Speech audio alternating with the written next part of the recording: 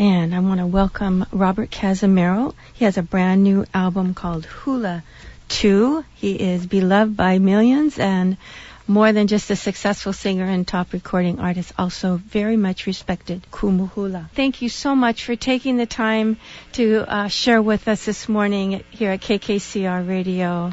Well, I'm happy to do it. Good morning. And how's Kauai this morning? Are you guys underwater or is it raining there? You know, it is a beautiful, beautiful morning here. Oh, lucky. I think that's great. Yeah, the sun is out. It's shining up here. I'm here on the North Shore of Princeville at Hanalei, and Namolakama is magnificent as always with their waterfalls and the full moon this morning. Beautiful already. Wow, yeah. Oh, it sounds great.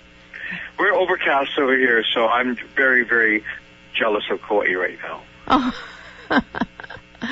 You know, Robert, I'm just so grateful that you took the time to call us and talk about your new album.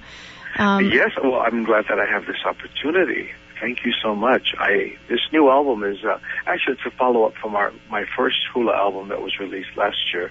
And it looks like, you know, if I play this right, I could have an album a year with all these Hoola songs on it. Thank goodness people are still dancing Hoola. Yes. There's a saying, Hoola is life. Can you explain? Oh, I think it's an explanation in itself. I mean, it's everything about us. It's everything about me. It's everything I've learned. It's everything I do every day. Can you tell me how you got introduced to Auntie Mikey? I met her when I was in high school. And what happened was, as we were walking her to her car, she said to me that I would want to learn hula someday, and that she would be that teacher, and that's how it began. You have you have the only all-male hula halau in the world. Yeah, I think so far. I mean, most people have both guys and gals, but yeah, I think I'm pretty unique in that one. We're pretty unique. Yeah. Why is that? I mean, why? Only the guys, you mean? Mm-hmm, yes. That was Mikey's wish. Oh. She always wanted to have an all-male halau. Mm-hmm. And so she said, from now on, you will only teach males. And I was like, well, okay. And I just did it. So for 37 years, I've been living out her dream and what eventually was to become my dream as well. They're extraordinary performers. How does one get to be invited into your home? You know, it's word of mouth, and then some people just call me directly, and we work it out from there. I have like about 7 new guys that just came in towards the ending of last year, and so the ages now range from 13 to 63 in halau. That's wonderful. You can dance hula at any age. Yeah, you can even sit down if you have to and dance hula. It works out just fine. Yes. Hula is just so beautiful. Yeah, expression. I tell you, I lucked out on having this be such an important and great part of my life, hula. It really has brought me a kind of satisfaction and respect that I have for the craft that I had no idea would come my way. So, yeah, hula is life. For sure, for me. Yeah. Mm-hmm, mm-hmm. So if you had a word or a phrase to describe the journey of your life through the 70s to now, how would you describe it? I would say that I've always been on this path of, someone just said this to me, I can't remember what the word is now. But for me, I've been on this path towards gratitude for a long time.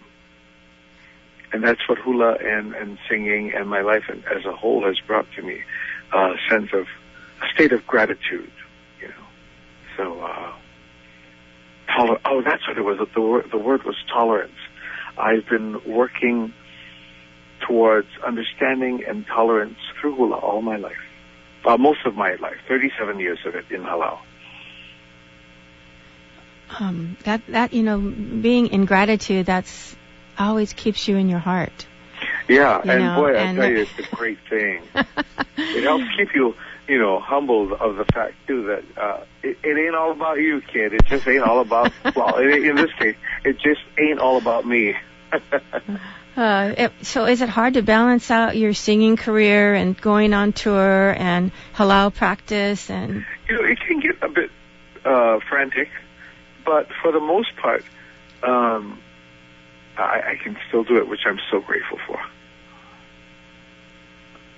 Are you going to be performing at the Merry Monarch this year? It's the 50th. We have been invited to do the exhibition on Wednesday night, and we are very, very excited.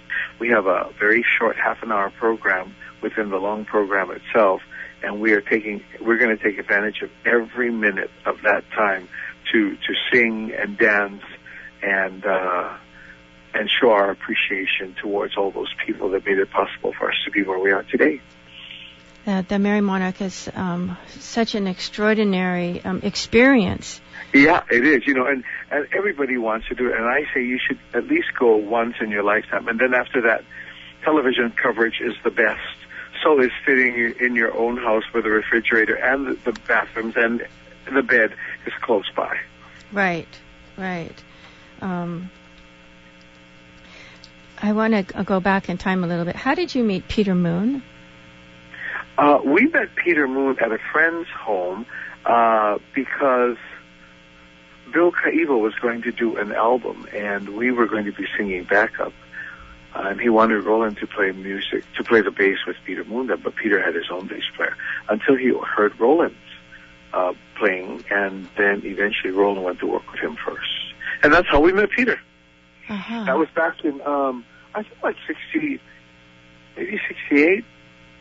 1968, 69. We were all 2.5 years old at the time. That's right. So is that how Sunday Manoa was born? Actually, Sunday Manoa had gone through several transformations before we even met Peter. And we were the last and the most successful. Great music. You've been involved with over 40 different album projects, and yeah, and it's all been, I tell you, it's been an interesting and unreal experience. I mean, the music part and then the hula part, and how it melds together as well, and all the different people that you meet along the way. Those people today that are not here that are considered giants. Roland and I met them when we were just kids, and remained friends till now. Yeah. Well, you've made such a huge impact on Hawaiian music, and you received so many awards and performed on some of the most prestigious stages in the world. Yeah, we've been very, very fortunate, I tell you. Thank goodness. Thank all the gods for this talent. Big mahalo for that.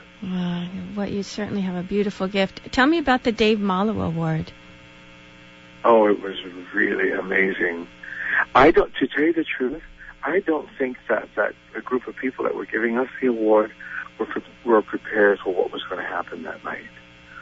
I mean, it was just, it was family and friends, but I mean, that room was packed full with practitioners of a living culture that I think many of them, and many of them live here, they're all from Honolulu here, but I don't think they really knew how exposed they were going to be to such talented and intelligent and culture carrying and caring people that were going to be in that room.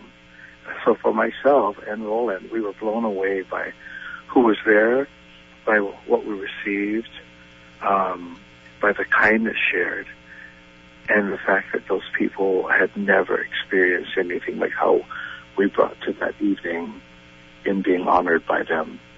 Wow.